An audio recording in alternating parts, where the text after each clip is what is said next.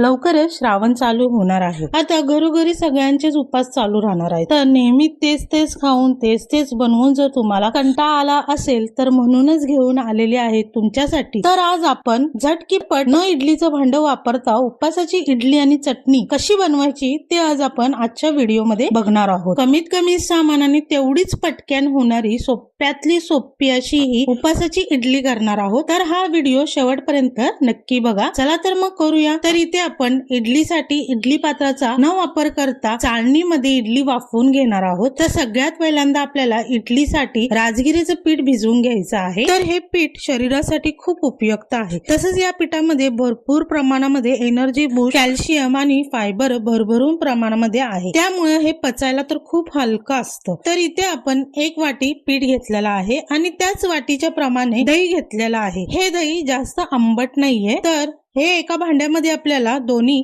Mix करून घ्यायचं आहे। अशा प्रकारे त्याला मिक्स करून घ्यायचं आहे। तर हे पीठ आपल्याला थोडंसं जाडसरच ठेवायचं आहे, जास्त पातळ करायचं नाहीये, नाहीतर आपल्या चाळणीमध्ये आपल्याला वाफवून घेता येणार नाही। त्यामुळे थोडंसं जाडसरच ठेवायचं आहे। तर इथं हे असं पीठ आपलं भिजवून झालेलं आहे। 10 मिनिटं झाकण ठेवून ह्याला रेस्ट करण्यासाठी ठेवून देऊया। तोपर्यंत आपण चटणी करून घेऊया। तर इथे आपल्याला थोडीशी कोथिंबीर घ्यायची आहे। मग 4 ते 5 हिरव्या मिरच्या घ्यायच्या आहेत। अद्रकचा 1 इंचाचा तुकडा घेतलेला आहे मी आणि अर्धी वाटी बारीक चिरलेलं खोबरं घेतलेलं आहे। हे एका मिक्सरच्या भांड्यामध्ये काढून घ्यायचं आणि थोडंसं पाणी टाकून बारीकसर वाटून घ्यायचं आहे। अशा प्रकारे आपल्याला बारीकसर वाटून घ्यायचं आहे। या चटणीमध्ये जर तुमच्या इथे उपासाला जिरं खात असाल तर इथे तुम्ही जिऱ्याची किंवा कढीपत्त्याची फोडणी दिलात तरी चालेल। तर पातेल्यामध्ये मी 1 चम्मच कडकडून तेल गरम करून घेतलेलं आहे आणि त्याच्यामध्ये 1 चम्मच जिरं आपण चांगलं तडतडून देणार आहे। मग त्या चटणीमध्ये ही फोडणी घालून एक 5 मिनिटं साधारण झाकून ठेवणार आहे। तर इथे आपली चटणी इडली सोबत खाण्यासाठी तयार झालेली आहे। तर आता आपलं पीठ सुद्धा 10 मिनिटं भिजून झालेलं आहे। तर आता आपण गॅसवरती पातेलं गरम करायला ठेवायचं आहे। पातेल्यामध्ये साधारण मी 2 ग्लास पाणी चांगलं गरम करून घेणार आहे। मग आपण पुन्हा 2 मिनिटं चांगलं पीठ मिक्स करून घेणार आहे। चाळणीला संपूर्ण बाजूनी तेल लावून घेणार आहे। मग भिजवलेल्या पिठाला एका पळीमध्ये घेऊन चाळणीमध्ये दाखवल्याप्रमाणे थोड्या थोड्या अंतरावरती घालून घ्यायचं आहे। मग लगेचच झाकण ठेवायचं आणि साधारण 20 ते 25 मिनिटं इडली शिजवून घ्यायची आहे। तर इथे आपले 25 मिनिटं झालेले आहेत। गॅस बंद करून साधारण 5 मिनिटं अजून इडली झाकण ठेवून थोडंसं थंड होऊपर्यंत वाट बघायची आहे। 5 मिनिटं झाल्याच्या नंतर साईडने चाकूच्या सहाऱ्याने बाजूच्या कडा व्यवस्थित सोडून घ्यायच्या आहेत। अशा प्रकारे इडली आपल्याला काढून घ्यायची आहे। बघा किती छान इडली निघालेली आहे। तर इथे बाकीच्या इडल्या मी अशा दाखवल्याप्रमाणे काढून घेणार आहे। बघा ही इडली आपली किती सॉफ्ट झालेली आहे, अजिबात कडक झालेली नाही, तोडताना सुद्धा किती इझिली तुटत आहे। तर आता आपण या प्लेट मध्ये इडल्या काढून घेऊया आणि जी बनवलेली चटणी घालून मस्त पैकी उपासाची इडली चटणी उपासात खाण्यासाठी तयार झालेली आहे। एकदम सॉफ्ट आणि तेवढीच मऊ लुसलुशीत राजगिरीची इडली तयार झालेली आहे झणझणीत चटणी सोबत। व्हिडिओ आवडला असेल तर लाईक आणि शेअर करायला विसरू नका। चॅनलवर जर नवीन असाल तर सबस्क्राईब केल्याशिवाय जाऊ नका। चला तर मग पुन्हा भेटूया अशा छान छान आणि मस्त मस्त रेसिपी सोबत प्रज्ञाज मेजवानी चॅनल मध्ये।